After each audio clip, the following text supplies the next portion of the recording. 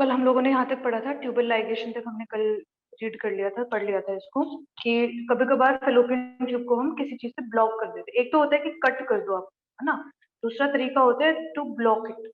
तो ब्लॉक करने के लिए we have to use a tool, and that tool is laparoscope. ठीक है, आई थिंक इसका पिक्चर भी होगा मेरे हिसाब से, जहां तक मुझे याद है, बट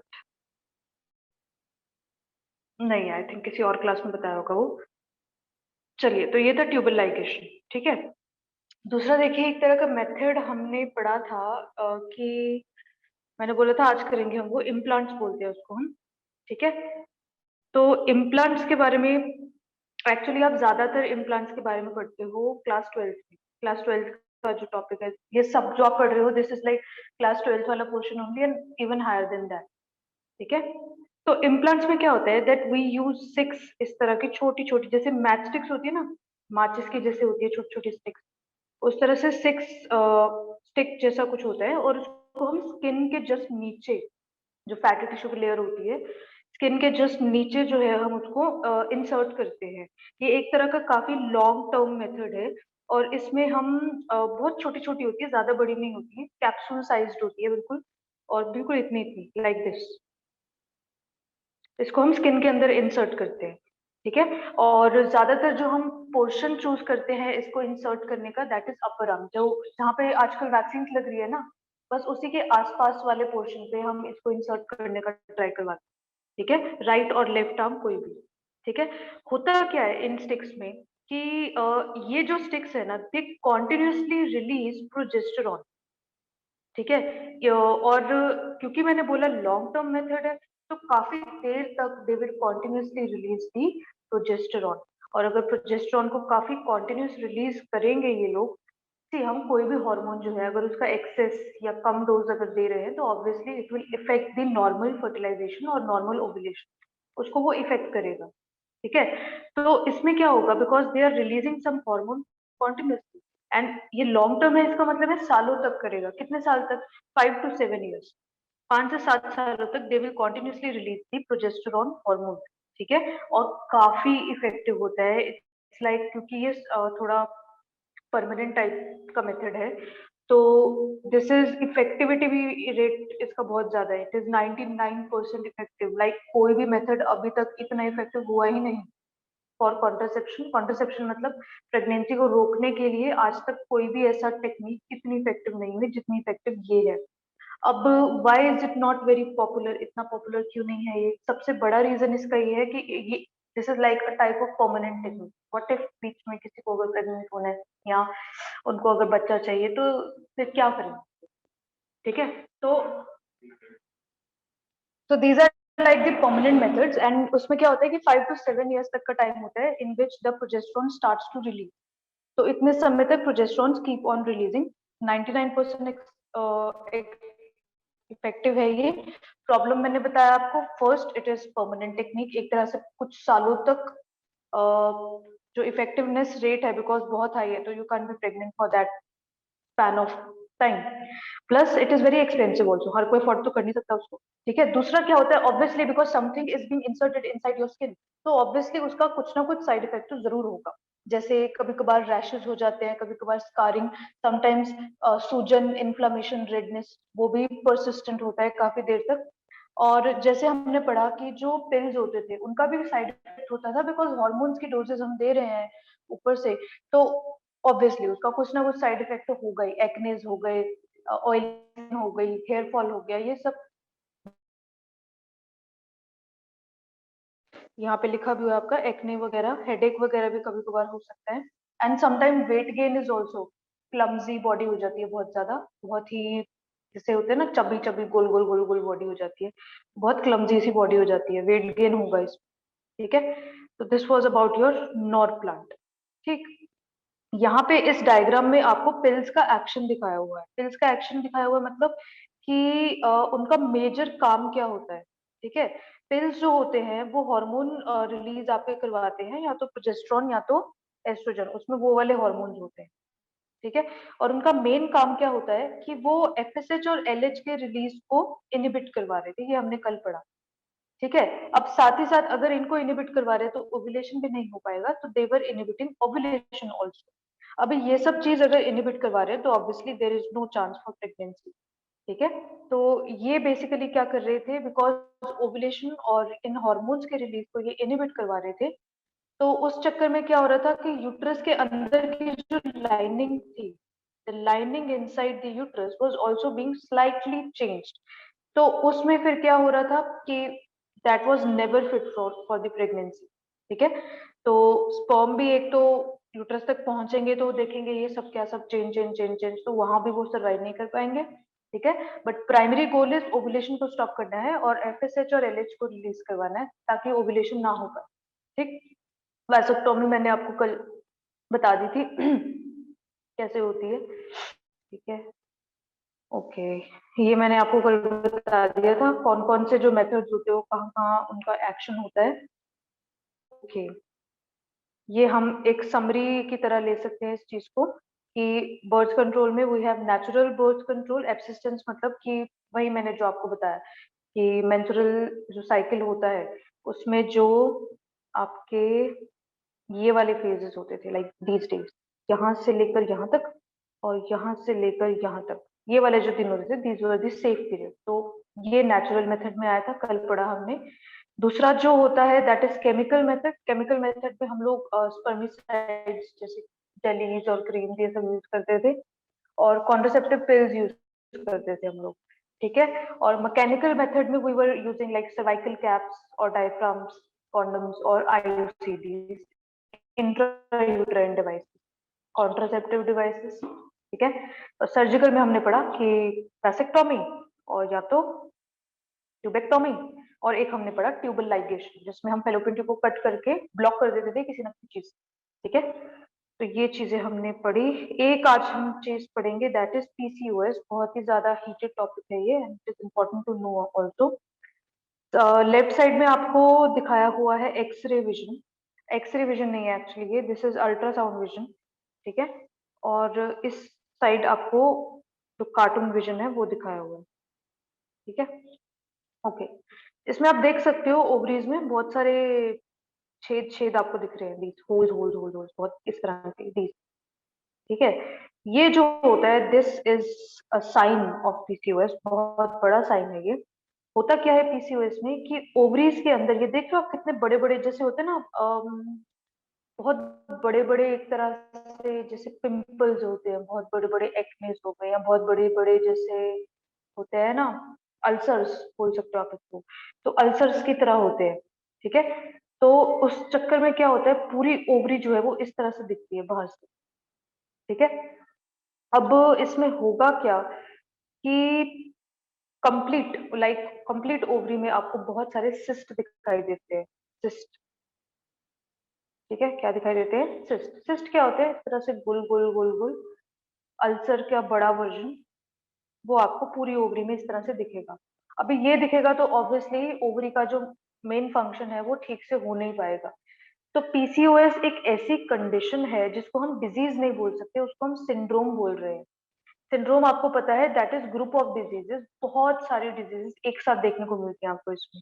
बहुत कॉमन है आजकल ये, बहुत सारी लड़कियों को है पीसीओएस, जिसका फुल फॉर्म है पॉलीसिस्टिक ओवेरियन सिंड्रोम।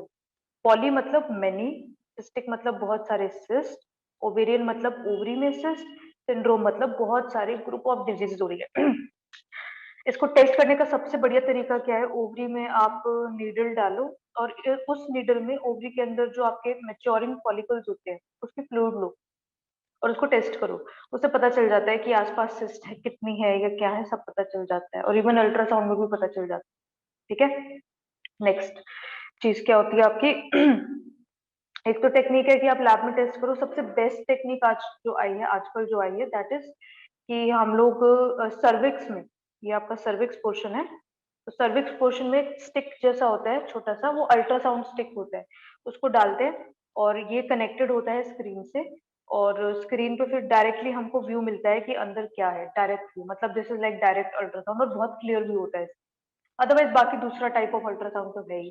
ठीक है, लोअर एब्डोमेन के ऊपर जेल लगा के फिर उसको सब देखना वो तो है ही, बट दिस इज बेटर। आजकल ये हो रहा है।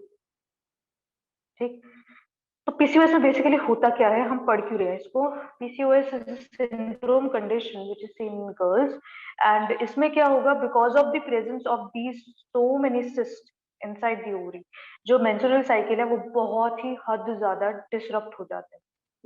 जो एवरी 28 डेज में आ रहा है, अब वो आपको 8-9 महीने के बाद कभी आएगा मेंस्ट्रुअल, या 8-9 महीने के बाद ओव्यूलेशन होगा।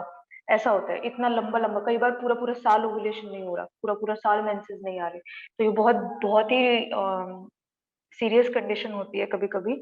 और इसके ना बेसिकली क्या है, इसके साइड इफेक्ट्स बहुत ज्यादा होते हैं। इतनी इतनी देर तक menstrual cycle is being halted या स्टॉप्ड, तो उस चक्कर में फिर बहुत हद एक्नेस, मतलब बहुत मोस्ट ऑफ द केसेस में क्या देखा गया है, इट्स लाइक बहुत बड़े बड़े एक्नेस हो जाते हैं फेस पे, और हार्मोनल चेंजेस आ जाते हैं बॉडी में बहुत ज्यादा तगड़े, बहुत हद, ठीक, जिसकी वजह से बाकी कुछ हमको डिसीज भी फेस करना पड़ सकता है। And by the time if someone wants to be pregnant और she is facing from PCOS, तो वो नहीं हो सकती प्रेग्नेंट, चांसेस नहीं है इतने। तो फिर वही they have to treat it first. तो ट्रीटमेंट का वही है, या तो मेडिसिन लो, अगर ज्यादा सीरियस नहीं है तो मेडिसिन से ठीक हो जाएगा, और बहुत सीरियस है, बहुत ज्यादा फैल चुका है, तो फिर हमको उसका थोड़ा बहुत ऑपरेट करवाना पड़ेगा, सर्जरी के थ्रू एक एक सिस्ट निकालनी पड़ेगी हमको। ठीक है, तो भाई ये सब लोग ट्राई करते हैं मेडिसिन से ही ठीक हो जाए, मेडिसिन भी इसकी काफी लंबी चलती है, 1-1 साल तक मेडिसिन चलती है इसकी। ठीक है, तो ये कंडीशन जैसे आपको क्वेश्चन आ सकता है, तो भाई इसलिए मैंने आपको बता दिया। तो these were different contraceptive methods. बाकी कुछ टर्म्स है जो हम ऑलरेडी कर चुके हैं चैप्टर में पहले, जैसे हम पढ़ चुके हैं मेनार्क। मेनार्क मतलब starting age of menstrual cycle, and menopause stop age 45 to 50 years होता है, ये बिल्कुल स्टॉप हो जाता है, उसके बाद एग रिलीज नहीं होगा। ठीक है, और तीसरी चीज मैं आपको बताना चाहती हूँ कि हम लोग तो हैं चलो प्राइमेट्स, क्या हुआ प्राइमेट्स, तो हमें मेंस्ट्रुअल साइकिल देखने को मिलता है, हम लोग मैमल्स हैं, बट वो जो नॉन प्राइमेट्स होते हैं जैसे काउ, या these are non primates, primates में आपके बंदर और हम ये सब आते हैं। ठीक है, तो हमें तो देखने को मिलता है, ओके, बट नॉन प्राइमेट्स जो होते हैं जैसे काउ हो गया, तो इनमें आपको मेंस्ट्रुअल जैसे पीरियड या ब्लड फ्लो ये सब तो नहीं दिखेगा, बट इनमें होता है ईस्ट्रस साइकिल। ईस्ट्रस साइकिल में एक हीट पीरियड होता है, एक कुछ पर्टिकुलर दिन होता है, एक कुछ दिन होते हैं, तो they are the heat period. ठीक है, तो उस दौरान जो chances of pregnancy are very high, वो हीट पीरियड होता है। ठीक है, तो दैट इज ईस्ट्रस साइकिल, वो आपको नॉन प्राइमेट्स में मिलता है, हम लोग में आपको मेंस्ट्रुअल साइकिल मिलता है। ठीक है, ये बात को जरा ध्यान में रखना।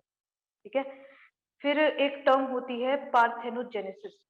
पार्थेनोजेनेसिस क्या होता है कि कई बार जो एग है, बिना स्पर्म की एंट्री के ही एग जो है वो आपका बना देता है एक मेच्योर इंडिविजुअल।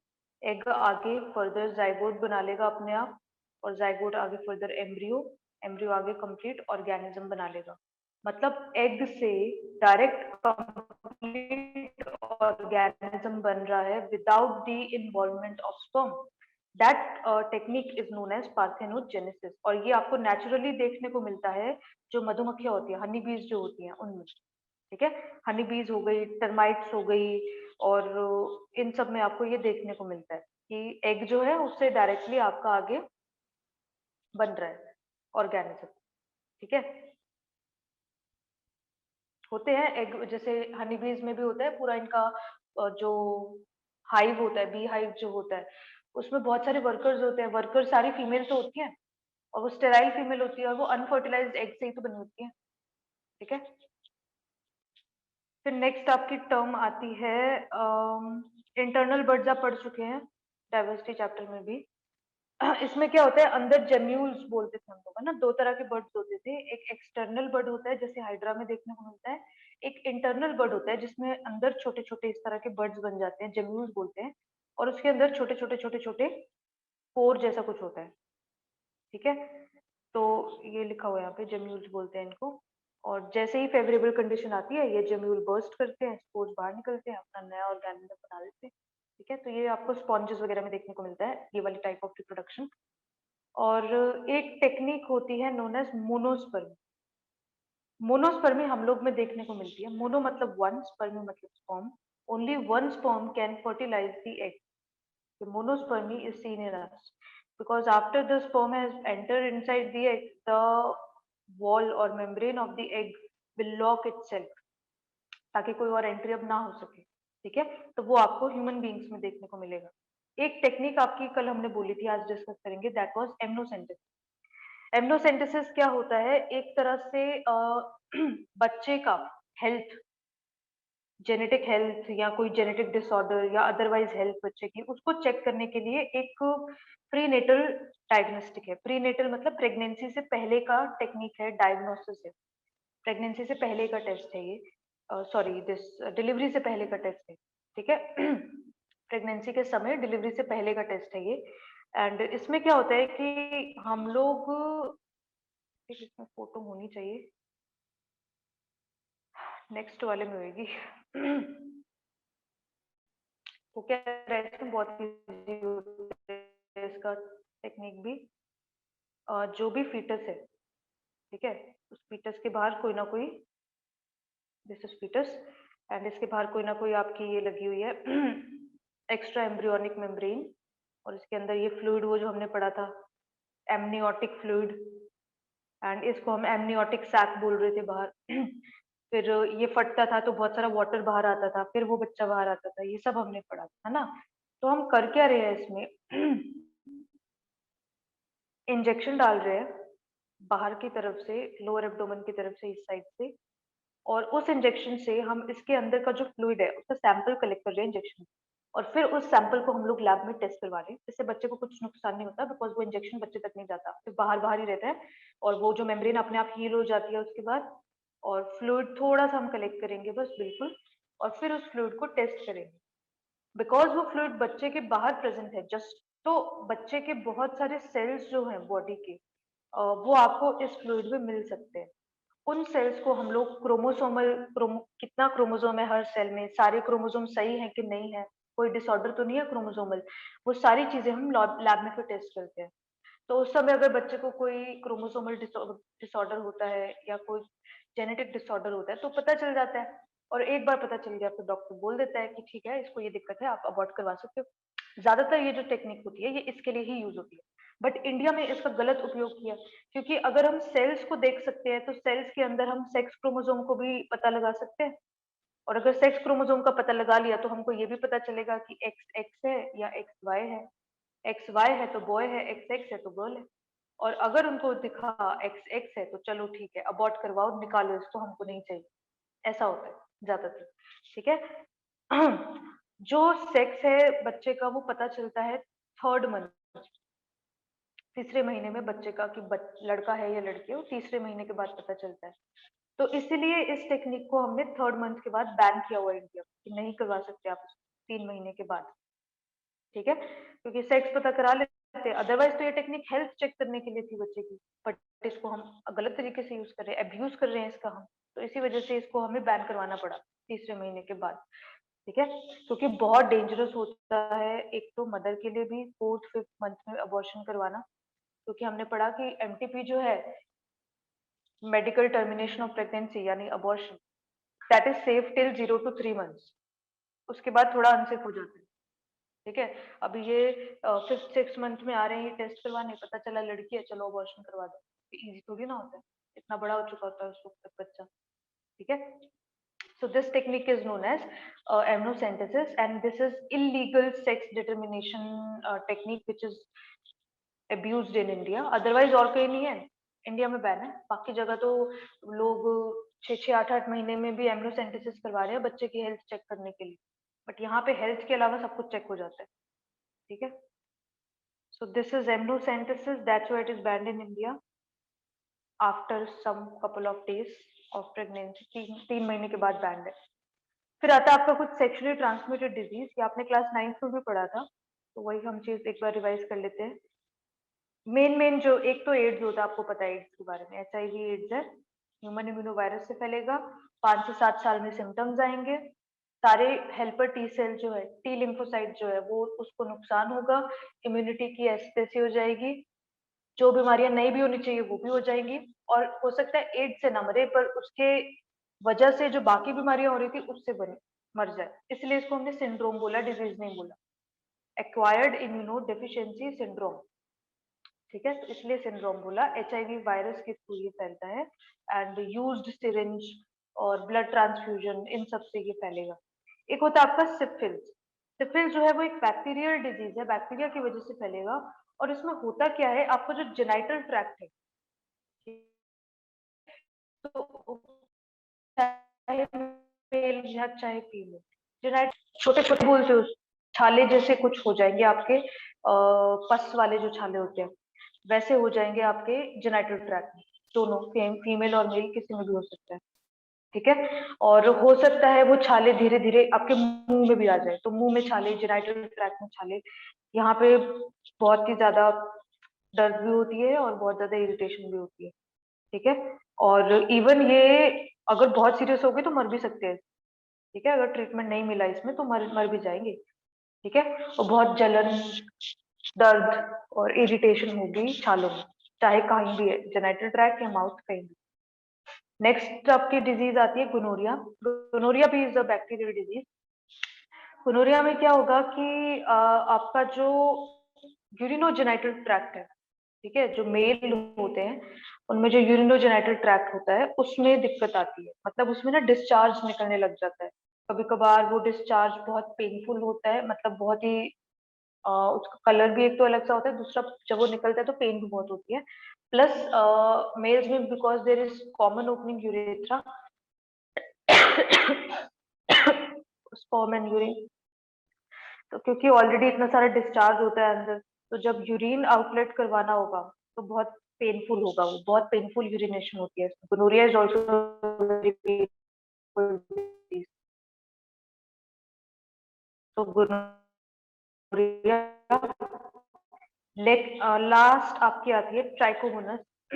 बेसिकली आपकी वेजाइनल है, फीमेल में होती है ये, और इसमें क्या होता है, जो वेजाइना है उसके अंदर बहुत discharge can be of like green colour, brown colour. ठीक है, ग्रीन, ब्राउन, ब्लैकिश कलर ऐसा डिस्चार्ज भी हो सकता है। बहुत इरिटेटिंग है, बहुत इचिंग है, और इसमें भी सीरियस हो गया तो बहुत ज्यादा सीरियस हो जाएगा। ट्राइकोमोनास, ट्राइकोमोनास जो है that is a type of protozoan, तो this is a protozoan disease. Gonorrhoea और सिफिलिस बैक्टीरियल डिजीज थी, और एड्स जो है वो वायरल डिजीज थी। ठीक है, प्रिवेंशन कैसे कर सकते हैं, वही है जो आपने कॉन्ट्रासेप्टिव मेथड पढ़े उनका यूज करो अच्छे से, रिप्रोडक्टिव हेल्थ के बारे में पता हो, नॉलेज हो, तो यही सब मेन प्रिवेंशन टेक्निक्स होती है। ठीक है,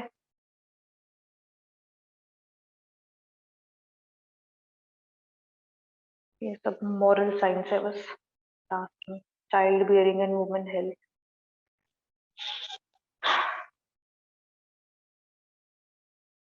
यही यही सब होता है बस, कि हम लोग ट्राई करते हैं मैक्सिमम आप लोग को एजुकेट कर सके इस चीज के बारे में, because even after taking so much knowledge, दिमाग का उपयोग करते नहीं है कुछ लोग, और फालतू के काम करते रहते हैं।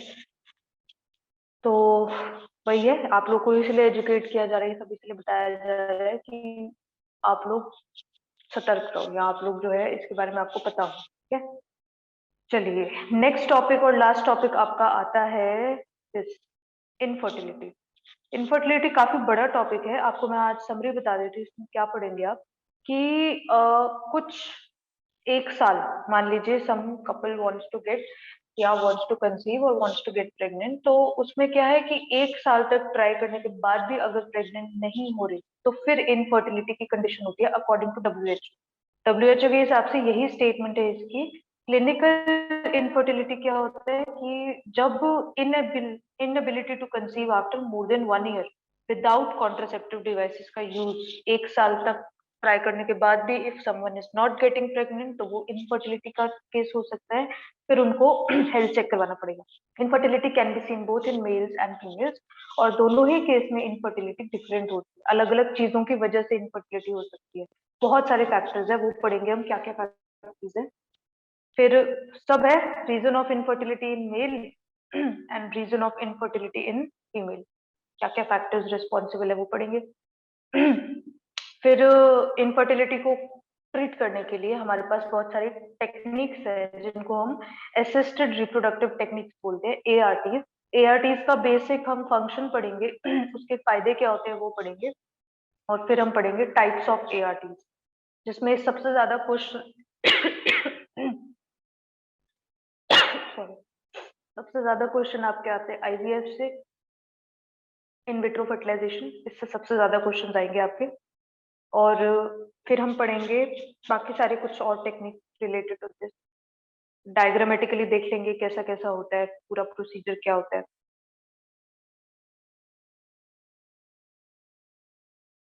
फिर आर्टिफिशियल इंसेमिनेशन, ये सब उसी के अंडर है, एआरटीज के अंदर है।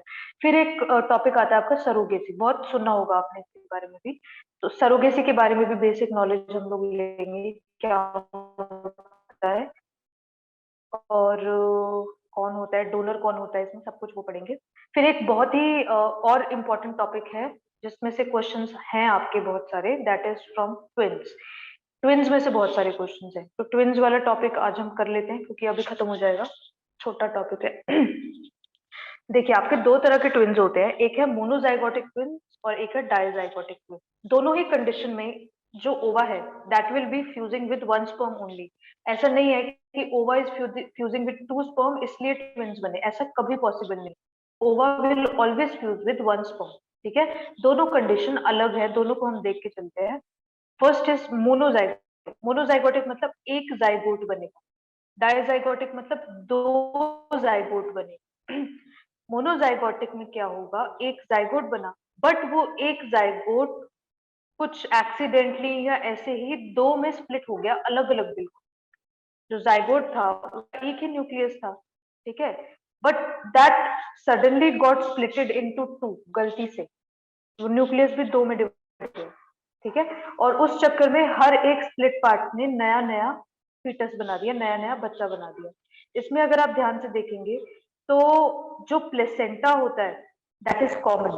तो in case of monozygotic twins, दोनों ही बच्चों में जो प्लेसेंटा होगा that will be common, common placenta होगा, और दोनों ही बच्चे एक ही एमनियोटिक सैक में आप देख रहे हो, this is one amniotic sac. उसके अंदर फ्लूइड होगी और शेयर करेंगे ये बच्चे उस फ्लूइड को। ठीक है, ऐसे केसेस में ज्यादा चांसेस होते हैं, वो जो हेड वगैरह कभी कभी चिपके होते हैं या बॉडी का कोई पार्ट चिपका होता है, तो ये ज्यादा चांसेस इस केस में होते हैं। मोनोजाइगोटिक ट्विंस में बेसिकली जब ट्विंस बनते हैं तो वो सेम सेक्स के होते हैं, दोनों लड़के होंगे या दोनों लड़कियां होंगी। डायजाइगोटिक में क्या होगा कि instead of release of one, sorry, ओवा क्या होगा, ओवा स्प्लिट हो जाए। ओवा तो एक ही रिलीज हुआ है, बट दैट ओवा विल बी स्प्लिटेड, अब स्प्लिट होके दो ओवा बना दिया उसने। ठीक है, गलती से हुआ है ये, बाय चांस। ओके, अब बिकॉज स्पर्म फेलोपियन ट्यूब में दो ओवा को देख रहा है, तो पहला स्पर्म इससे फ्यूज हो गया, दूसरा स्पर्म इससे फ्यूज हो गया, स्पर्म तो एक ही फ्यूज होगा फिर भी हर ओवा के साथ। ठीक है, तो स्पर्म उस हिसाब से फ्यूज हो गया इनके साथ, और उसके बाद में हर एक स्प्लिट पार्ट ऑफ ओवा ने नया नया जाइगोट बना दिया। अब जाइगोट जो है वो आगे फर्दर डेवलप होगा, और डेवलप होने के बाद नया नया क्या बनाएगा, फीटस। ठीक है, तो इसने ये फीटस बना दिया, इसने ये फीटस बना दिया। इसमें आप देख सकते हो कि जो एमनियोटिक सैक है, the amniotic sac is different, और दोनों के अंदर जो एमनियोटिक फ्लूइड है वो भी डिफरेंट है। दोनों अलग अलग एनवायरनमेंट में अपना अलग से रह रहे हैं, और इस केस में जो यूट्रस होगा उसमें से दो प्लेसेंटा निकलेंगे, मान लीजिए एक इधर है एक इधर है, तो टू प्लेसेंटास विल बी देयर। आप देख सकते हो बोथ दी प्लेसेंटास आर डिफरेंट। इस केस में बिकॉज दो अलग अलग स्पर्म फ्यूज हुए हैं इस ओवा के स्प्लिट पार्ट के साथ, तो चांसेस है कि दोनों ही बच्चे जो हैं वो अलग अलग सेक्स के होंगे, एक लड़का हो गया एक लड़की होगी। ऐसा हो सकता है, ज्यादा पॉसिबल इस केस। बाकी दोनों लड़के भी हो सकता है दोनों स्पर्म के पास जो है एक्स वाई, सॉरी, दोनों स्पर्म के पास वाई क्रोमोसोम हो, है ना, और हो सकता है दोनों के पास एक्स क्रोमोसोम स्पर्म के पास। अगर दोनों स्पर्म जो है उनके एक्स क्रोमोसोम थे तो लड़की होगी, अगर दोनों स्पर्म है उनके वाई क्रोमोसोम थे दोनों लड़के होंगे। एक स्पर्म के पास वाई है दूसरे के पास एक्स है, तो एक लड़का एक लड़की हो जाएगी। ठीक है, so these were your dizygotic twins. उसी चीज को आपको यहाँ पे बताया गया है।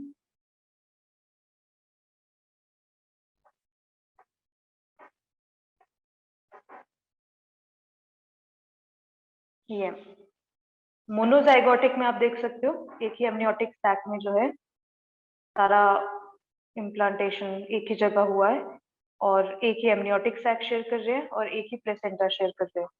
डायज़ाइगोटिक में दो अलग अलग एमनियोटिक सैक हैं और दो अलग अलग प्लेसेंटा ये लोग शेयर कर रहे हैं। मोनोजाइगोटिक में बोथ विल बी सेम। डायज़ाइगोटिक में चांसेस है कि दोनों अलग अलग ट्विंस हो। ठीक है, तो this was your topic for twins. तो अब कोई डाउट नहीं रहेगा आपको ट्विंस में। ओके, अभी तक जितना पढ़ा उसमें अगर आपको कोई डाउट है तो पूछ लो, अभी पूछ लो। नो, एक हनी जो हनी बी का जो हाइव है, जो भी छत्ता जो होता है उसका, उसमें एक ही क्वीन होती है हमेशा। उत्सव क्लोन्स होते हैं, यही जो ट्विन्स होते हैं उन्हीं को क्लोन्स बोल रहे हैं। क्लोन्स यही है, ट्विन्स को ही हम क्लोन्स बोल रहे हैं। ठीक है, ह्यूमन बीइंग में यही है clones. Okay, but asexual reproduction में जो प्रोड्यूस हो रहे थे वो तो सारे क्लोन्स थे। ठीक है, हाँ दूसरी बात ये, इवन जो ट्विन्स प्रोड्यूस हो रहे हैं दे विल बी, हो सकता है they can be 98 to 99% similar, similar हो सकते हैं वो, बट आइडेंटिकल कभी नहीं हो सकते। कुछ ना कुछ छोटे से छोटा डिफरेंस उनमें जरूर होगा, बहुत हल्के से हल्का डिफरेंस। 100% सेम नहीं होंगे, दे विल बी सिमिलर। हो सकता है 98% सिमिलर हो, पर 1 या 2% अलग होगा, कुछ उनमें यूनिक होगा। ठीक है, तो एक स्टेटमेंट होती है that mono and dizygotic twins जो भी बने हैं they will be similar with each other but they will not be identical with each other. ठीक है,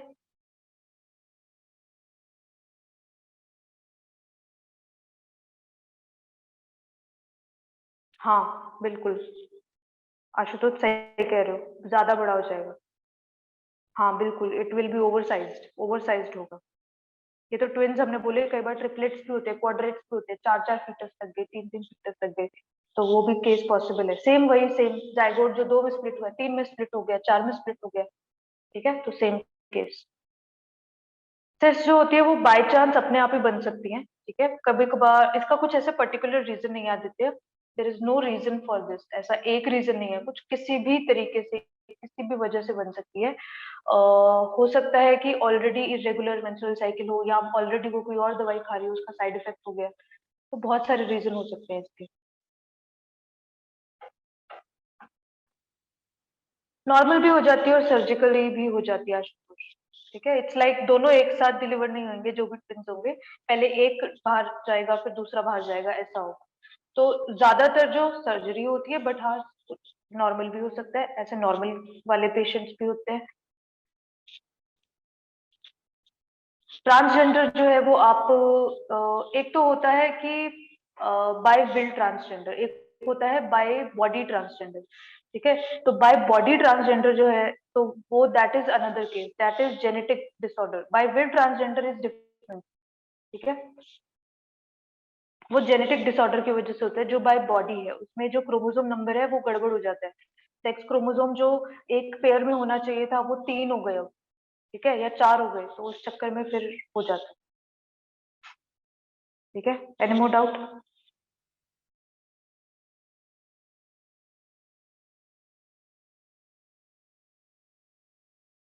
कोई और डाउट है तो बेटा आप पूछ सकते हो अभी। नेक्स्ट क्लास में हम लोग इनफर्टिलिटी ही करेंगे स्टार्ट। हाँ, ये जो आपने सर्जिकल मेथड्स पढ़े हैं उत्तम, ट्यूबेक्टोमी और वासेक्टोमी, इनको हम दोबारा से, भाई जो भी हमने कट करके उसको स्टिक किया है या स्टिच किया है उसको दोबारा से आप खोल के दोबारा से जोड़ सकते हो। ठीक है, तो that can be revised, reversible है। ट्यूबेक्टोमी वासेक्टोमी इज रिवर्सिबल, दोबारा से we can open the stitches and we can join them again.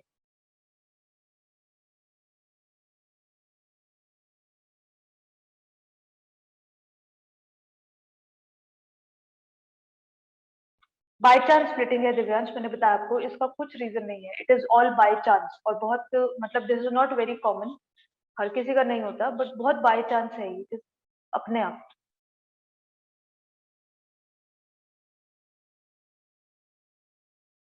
Yes, बहुत सारे उत्कर्ष मैंने बताया अभी आपको, जब एमनियोटिक सैक कॉमन होता है ना तो जाइगोट, बिकॉज जब इम्प्लांट हुआ एम्ब्रियो तो दोनों एम्ब्रियो एक साथ ग्रो हो रहे हैं, तो हो सकता है ग्रोथ के समय उनके जो कुछ पार्ट्स हैं वो आपस में जुड़ गए हो और वो वैसे ही फिर वो बच्चा बाहर पैदा हो, सिर जुड़े हुए हैं, हाथ जुड़े हुए हैं, टांगे जुड़े हुए हैं, इवन कभी कभार वो हार्ट वाली साइड से दोनों जुड़े होते हैं, तो ऐसे बच्चे फिर थोड़ा कम ही सर्वाइव कर पाते हैं। कई बार सर्वाइव कर भी लेते हैं, बट हाँ कॉम्प्लिकेशंस आती है।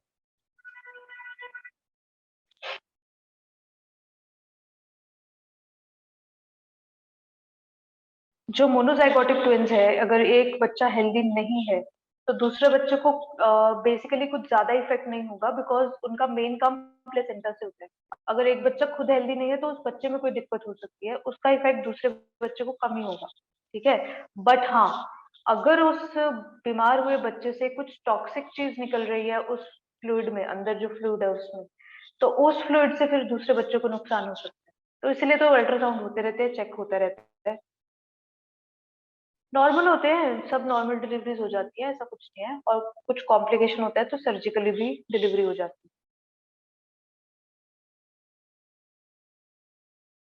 दो से वही सेम बताया मैंने, जैसे जाइगोट अगर दो में स्प्लिट हो रहा है ट्विंस बनाने के लिए, तो जाइगोट चार में भी तो स्प्लिट हो सकता है, तीन में भी तो स्प्लिट हो सकता है।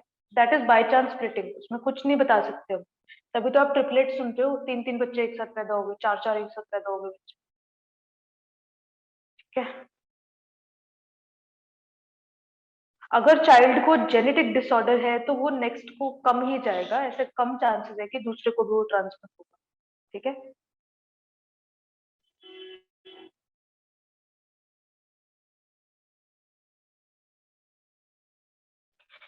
सर्जरी से तो तब अलग होंगे ना आर्यन, जब जैसे मान लो कोई सिर से जुड़ा हुआ है, उनके ब्रेन ब्रेन ही जुड़ा हुआ है उनका, तो ब्रेन जुड़ा हुआ है, तो अब हम अगर अलग करेंगे तो हो सकता है कुछ पार्ट ऑफ ब्रेन जो है वो अब दोनों में ना रहे।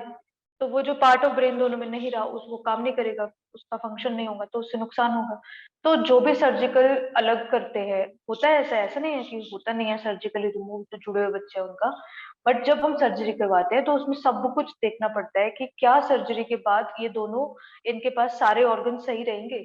मतलब ऐसा तो नहीं है ना किसी ऑर्गन को हम आधा काट रहे हैं, या ऐसा तो नहीं है ना कि इन दोनों में से किसी ना किसी को कॉम्प्रोमाइज करना पड़े किसी ऑर्गन के लिए।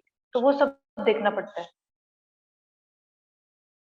पार्थेनोजेनेसिस में भी, नो नो नो, इसमें क्या होता है, मेल भी फॉर्म होंगे ऐसा नहीं है, बट ओनली फीमेल जो है वो प्रोड्यूस कर रही है विदाउट दिस स्पर्म। स्पर्म के बिना ही आगे अपना नया ऑर्गेनिज्म बना रही है, वो मेल भी बना सकती है, फीमेल भी बना सकती है। ठीक है। पार्थेनोजेनेसिस में, बिकॉज हनी बी में हमने देखा मेल भी तो होते हैं ना, फर्टाइल मेल होते हैं और स्टेराइल फीमेल होती है। और जैसे जो वर्कर्स होती है स्टेराइल फीमेल ही तो होती है, और जो मेल होते हैं उसमें वो फर्टाइल मेल होते हैं, और एक क्वीन होती है। ठीक है।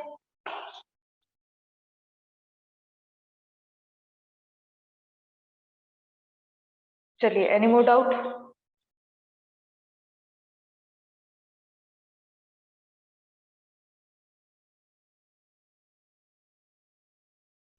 और नहीं, हम नहीं बता सकते इसको।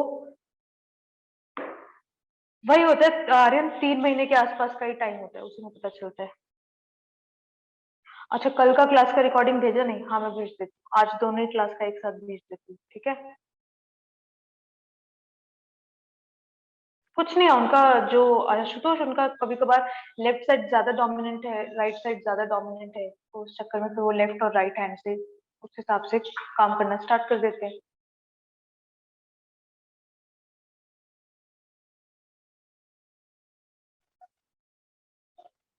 हाँ surgically it is possible Amit, but अगर हम दवाइयाँ ले रहे हैं तो उससे पॉसिबल नहीं है ऐसा। ठीक है। और ऐसा ज्यादातर नहीं भी करते, because who will want to abort one child in twins. हाँ अगर उसमें कुछ दिक्कत है एक बच्चे में, या बहुत ही ज्यादा सीरियस कंडीशन है, तो उसमें फिर सोचना पड़ता है कि कौन सा टाइप ऑफ ट्विंस है। अगर मोनोजाइगोटिक ट्विंस है तो फिर कैसे ही रिमूव करोगे, क्योंकि एक ही एमनियोटिक सैक है, तो वो तो हो ही नहीं सकता। हाँ, डायजाइगोटिक ट्विंस में अगर कोई फीटस जो है वो लग रहा है हमको कि भाई सही नहीं है, तो फिर हम उसको सर्जिकली थोड़ा सा रिमूव करवा सकते हैं, but it is very risky, तो वो सोचते हैं नहीं करवाए।